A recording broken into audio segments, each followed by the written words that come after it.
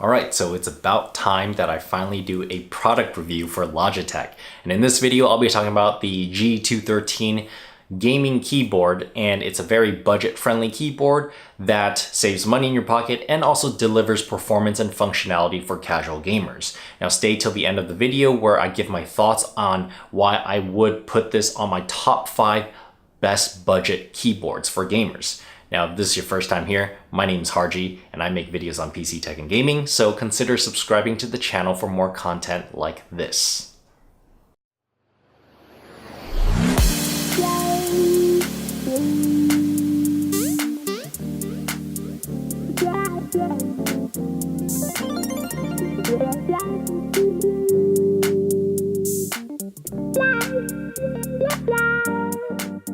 The G213 is a mech dome keyboard, so essentially it's a membrane keyboard that tries to imitate a mechanical keyboard, specifically the Cherry MX Brown keys, and I'll explain that later in the specs. But this keyboard came out in September of 2016 and I finally got a chance to play with one. According to Logitech's website, it is considered their bestseller keyboard, and I want to see why. Ran through some games and, just to see how it performs. Normally this keyboard goes for about $70 US, but when we picked it up, it was only going for $46, and that was a heck of a deal. So there's quite a few reasons why I'm excited about doing this video and this review is because back in the early 2000s, when I first started PC gaming, everyone that I knew, all my close friends, we all gamed on membrane keyboards. This was before mechanical keyboards became popular and became a thing. But the first gaming keyboard that I ever bought was the Logitech G213, and that thing was awesome. Back in, I want to say back in 2006, and I played StarCraft Brood War on it, I played Counter-Strike, I played an MMO called Lineage 2 that consumed almost 8 years of my life, and a ton of other games on that keyboard from 2006 to 2013, almost like 7 years on that thing, and that never let me down. That keyboard was awesome. It never had any issues with it, and it was a great keyboard. Now, I ended up trading that keyboard in for a mechanical keyboard because I want to experience what it was like playing on a mechanical keyboard, since that's when the rave was hyping up and like, oh, everybody should game on a mechanical keyboard. So I just want to see what it was like. But anyways, not to make this video a history lesson, the Logitech has been in the game for a very long time, and I've never had any issues with their gaming keyboards. On top of that, their software is really good too. It's very intuitive, user-friendly, there's a low learning curve, and I'm going to talk about the specs right now and then give my final thoughts on what I think about the G213 Prodigy gaming keyboard. This keyboard is a full plastic body weighing in only at 1,000 grams or 2.4 pounds, which does reflect the price point. On the bottom side is a very simple with rubber anti-slip on both top corners and all the way across the bottom. There's 2 standing feet you can flip out here if you want a slightly elevated experience. Now this is a mech dome keyboard. Basically, it's a membrane keyboard that tries to imitate the feel of a mechanical keyboard. Although not quite the same, I must say that the sound and feel of it does actually resemble the linear push of a Cherry MX Brown switch. But because it has a rubber membrane underneath, you will feel that soft dampening when bottoming out on the keys. Now honestly, in my opinion, that's not a bad thing. I'm never against making keyboards more quiet. I do have a personal preference for lower acoustics on peripherals. Here's a quick sound test.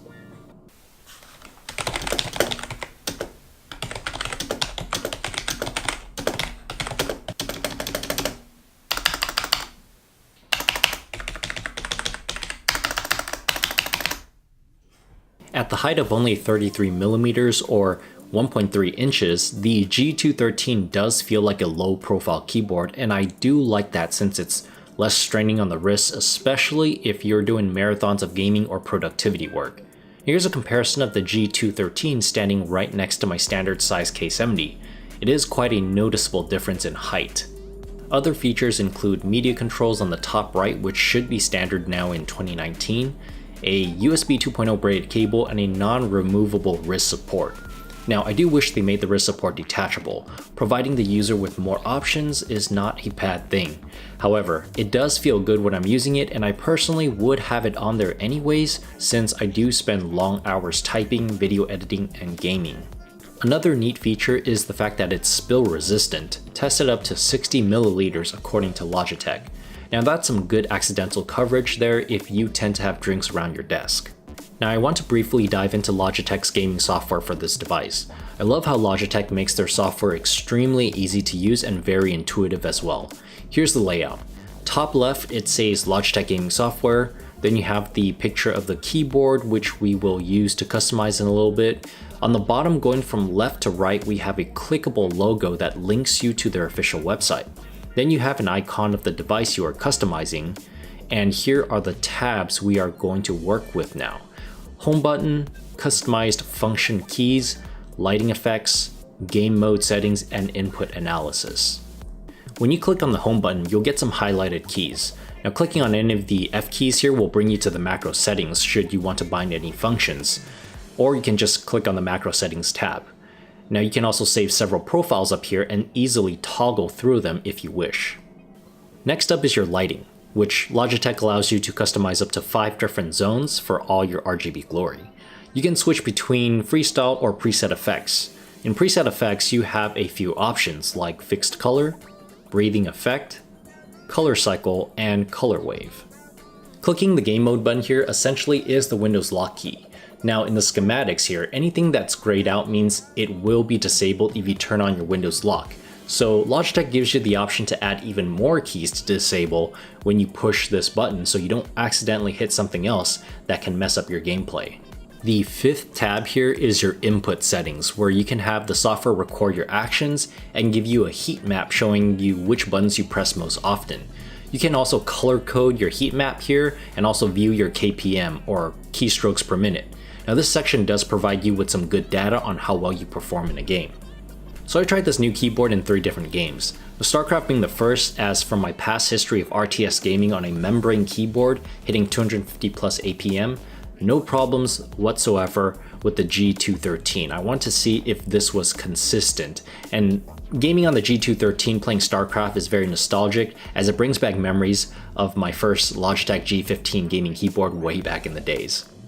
Up next is an FPS game, CSGO. Movement on the WASD feels really good, as you will see in a little bit. I go on a 6-man killing spree before I die. Not bad for a rusty CS player jumping into deathmatch and for the first time using the G213 keyboard. Now we jump into a MOBA game. Now League of Legends, here's another rusty moment. Even though I do play a lot of League as of recently, I haven't played my top lane Darius since, well, last season, and I was able to get a quadra kill on this brand new keyboard that I'm using for the first time.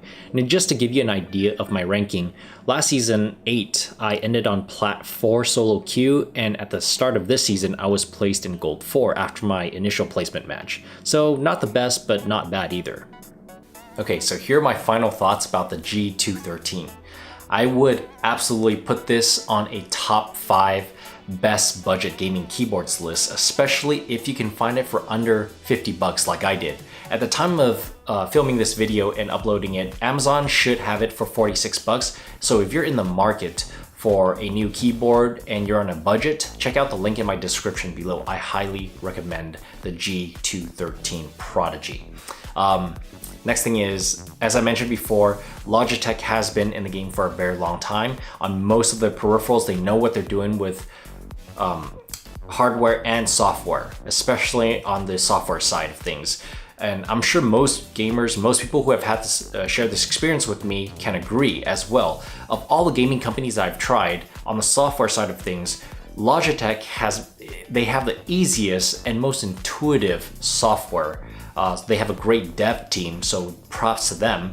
Especially if you're a first-time user opening it up for the first time, it's not difficult to navigate through the software on your devices. So yeah, it's a solid product. Last thing I want to mention is that this keyboard belongs to my friend Chris. He is building a new PC gaming setup, and he has been out of the PC gaming world for over 10 years, so it's his first time back and he has been out of date, which is why I'm here to help him choose the parts and put it together for him. If you guys have not subscribed to my channel, I will be uploading a video for when that happens. We're building it together and I'll be uploading it. I'm super excited about it.